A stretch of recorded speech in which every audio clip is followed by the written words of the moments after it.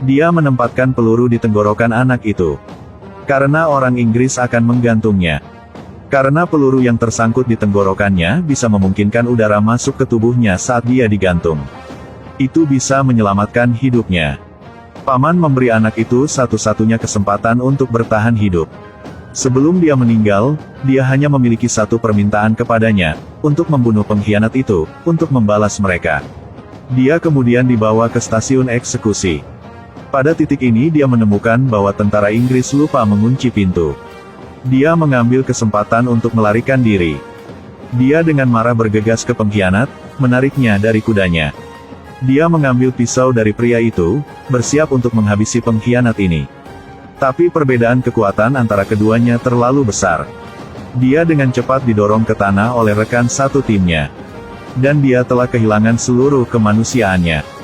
Dia bahkan membantu Inggris menangani ayah mereka yang tidak patuh. Dan bunuh penduduk desa yang tidak mendengarkan. Dihadapkan dengan adik laki-lakinya yang ingin membalas dendam, dia bukannya tanpa ampun. Sebelum digantung, sang adik memberitahu adiknya bahwa dia berharap dia akan mengingat pohon ini. Suatu hari dia akan digantung di tempat ini. Setelah mengatakan itu, dia dan yang lainnya digantung di pohon. Dia dengan cepat berhenti bergerak. Setelah saudara itu pergi, sekelompok biksu datang untuk memindahkan mayat-mayat itu. Kemudian mereka memeriksa untuk melihat apakah ada yang selamat, dan menemukan bahwa bocah itu masih bernafas. Biksu itu buru-buru mengeluarkan minyak dan membiarkannya mencium baunya. Dia segera sadar kembali, juga memuntahkan peluru yang tersangkut di tenggorokannya. Dia memutuskan untuk mengikuti jalur kultivasi para biarawan. Sudah 10 tahun, Gosain telah berkultivasi dan mendapatkan kekuatan besar. Dia bersumpah bahwa dia pasti akan menggantung saudaranya di atas pohon di desa. Membayar hutang darah untuk orang yang dicintai yang sudah meninggal. Pria ini ingin secara pribadi membunuh saudaranya. Dia memegang tombak panjang, menunggang kuda, sendirian untuk mencari keberadaan saudaranya. Selama bertahun-tahun, Gosain telah berkeliaran, membunuh banyak orang jahat. Ini membuatnya bermusuhan dengan banyak orang. Suatu hari, seorang gadis kesepian diperhatikan oleh bandit. Dalam keadaan darurat, Gosain muncul. Biarkan dia pergi. Bandit yang tidak tahu ketinggian bumi ini tidak ingin melewatkan mangsanya yang menggiurkan. Para antek yang memegang senjata berbaris maju dan berbaris dengan anggun. Gosain melemparkan tombak panjangnya langsung, membunuh salah satu dari mereka. Orang-orang yang lain ketakutan dan berbalik untuk melarikan diri. Gosain takut sesuatu akan terjadi pada gadis itu, jadi dia memutuskan untuk pergi bersamanya sebentar. Apa yang tidak dia duga adalah karena kejujurannya, dia sendiri hampir dibunuh oleh gadis ini. Di malam hari dia meninggalkan 2 koin untuk gadis itu dan melanjutkan perjalanan balas dendamnya. Karena satu-satunya hal yang membuatnya tetap hidup adalah menemukan saudara pengkhianat untuk membalaskan dendam ayahnya. Kemudian, setelah saudaranya menjual seluruh desa, Inggris menjadikannya pemilik. Kakak jahat juga takut seseorang akan membalas dendam. Jadi mengirim sekelompok orang untuk membantai semua orang di desa. Bahkan anak berusia 2 tahun tidak akan memaafkan. Kemudian pegang semua koin emas dan bersiaplah untuk bermigrasi. Gosain dengan cepat menemukan keberadaannya. Pada malam hari, dia menggunakan waktu ketika para penjaga lengah. Dia mengeluarkan pisau, membelah tenda saudaranya, masuk ke dalam, dan menusukkan pisau itu ke leher saudaranya.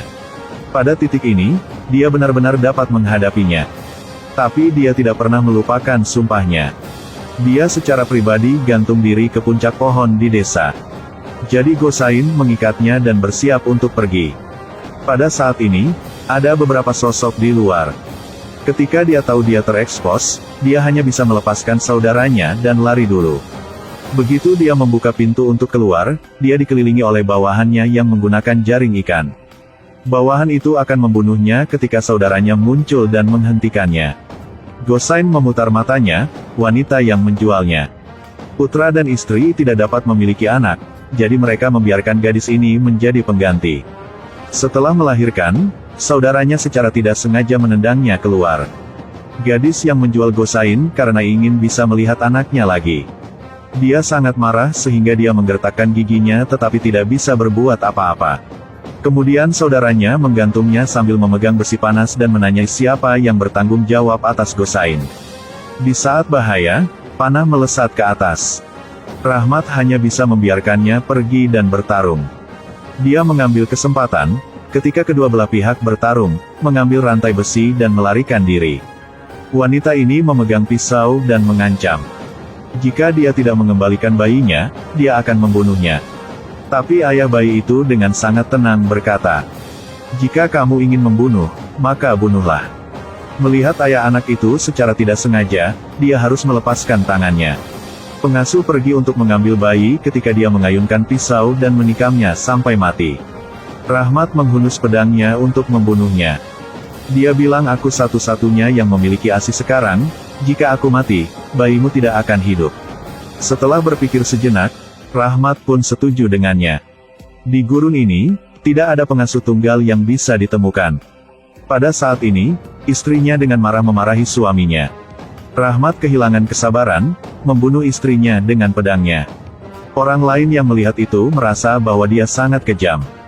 Dengan demikian, gadis itu dipertemukan kembali dengan anak-anaknya, dan bersiap untuk berhijrah bersama Rahmat. Pada saat yang sama, setelah Gosain dan teman-temannya selesai merencanakan perburuan mereka, dia memimpin 2 anjing pemburu dan kemudian bersama teman-temannya mengejar saudaranya. Saat ini Rahmat telah mencapai perbatasan dan bersiap untuk menyeberangi sungai. Selama dia datang ke Inggris, dia akan aman. Agar tidak mengungkapkan identitasnya, dia berpura-pura mengucapkan selamat tinggal kepada bawahannya untuk terakhir kalinya.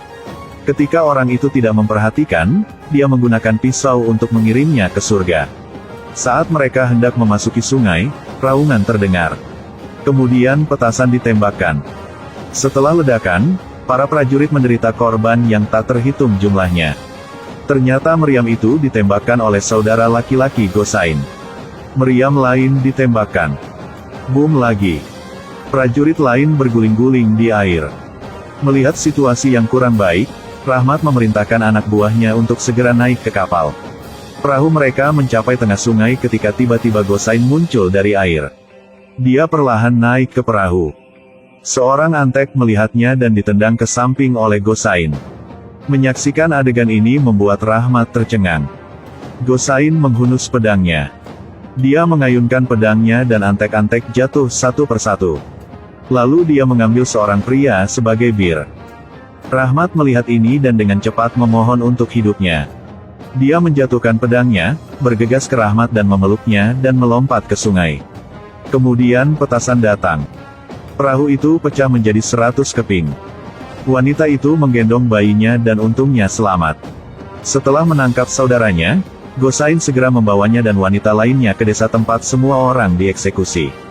Dia pernah bersumpah di tempat ini untuk menggantung saudara jahat ini. Setelah diinformasikan, kebencian dalam pikiran telah dihapus.